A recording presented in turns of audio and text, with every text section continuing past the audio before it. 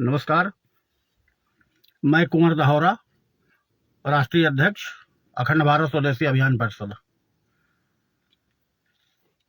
ऐसे विषय पर लाइव हूं। कैप्शन लिखा जा चुका है। पूर्व विधायक स्वर्गीय कुंवर अजय प्रताप सिंह जी उर्फ लल्ला भैया, राजा साहब बरगदी कोट के न रहने के बाद अभी तक कोई दिक्कत नहीं थी, लेकिन अचानक पता चला कि इसके पहले एक लाइव में आ भी चुका हूं।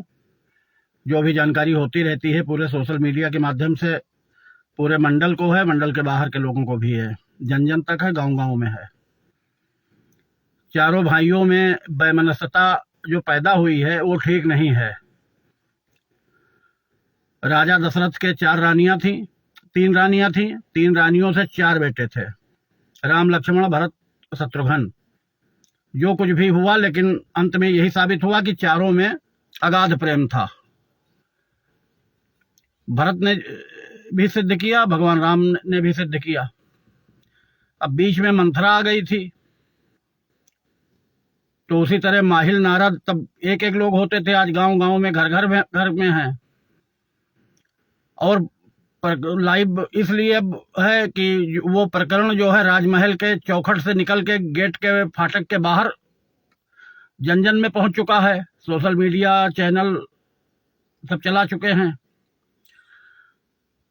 तो ऐसे में हमारा दायित्व तो बनता है, चूंकि उम्र में हमसे बड़े थे, अनुज थे हमारे लल्ला भैया, बहुत सम्मान देते थे।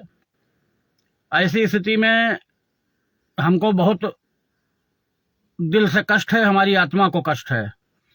और स्थिति ये हो गई है कि हम इतना डिस्टर्ब हो गए हैं कि 7 किलो से ऊपर हमारा वजन घट चुका है।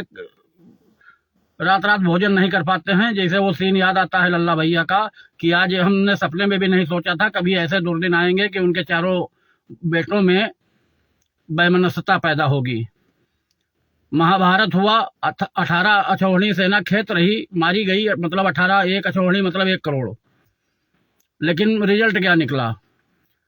तो जहां महाभारत है वहां विनाश है, जहां रामायण है वहां शांति है, सुमति है। जहां सुमति तहां संपत्ति नाना, जहां विपत्ति तहां कुमति निदाना। तो ऐसी स्थिति जो सिचुएशन आई है बरगदी कोर्ट में, जो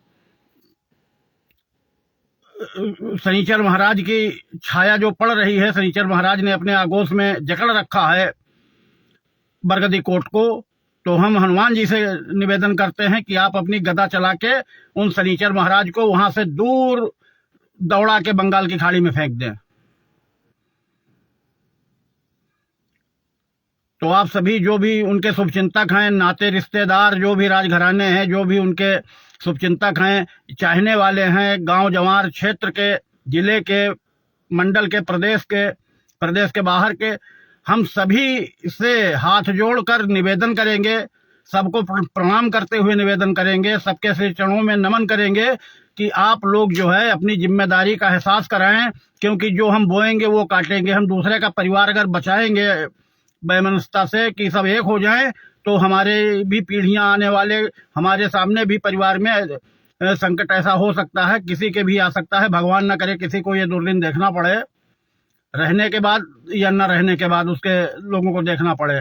तो ऐसे में हमारा सभी से भगवान राम को सौगंध साक्षी मानकर हम कहते हैं, बजरंगबली को, कि ऐसी स्थिति कोई किसी को न देखना पड़े। हमें बड़ा कष्ट है और हम सभी से निवेदन करेंगे, सभी शुभचिंतकों से, नाते रिश्तेदारों से, जो भी लल्ला भैया के हैं, राजा साहब के, तो सभी लोग चारों में सुलह कराएं, एक दूसरे को गले मिलाएं और वैमनस्यता समाप्त करें और गले मिलें।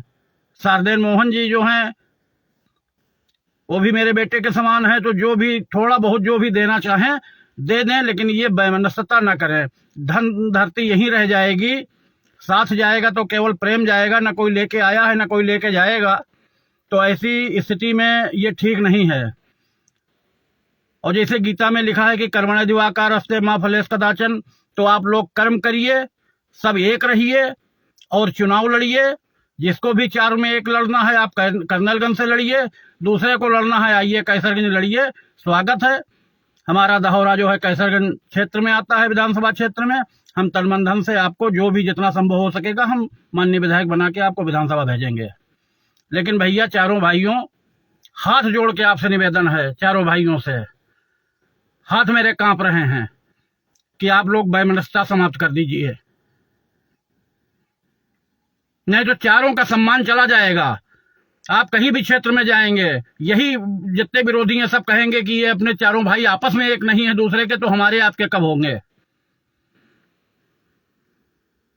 अभी से कहना शुरू कर दिए हैं, तो ये ठीक नहीं है। तो आप लोग मिलजुल के रहें, कंधे से कंधा मिला के रहें, एकता के सूत्र में बंध के रहें। समय की पुकार है और राज रियासत अब है नहीं, तो जो भी है, जितना सब चला गया राज रियासत, जो बचा है उसको सहेजिए, समेटिए और चारों लोग इकट्ठा रहिए। हम आप चारों भाइयों से निवेदन करते हैं। धन्यवाद भैया। हनुमान जी की कृपा आप सब पे, पूरे परिवार पे बरसती रहे। आप हमेशा सुखी और धन ऐश्वर्य युक्त रहें, सानंद रहें और मौज करें, मस्ती करें, एंजॉय लें। धन्यवाद।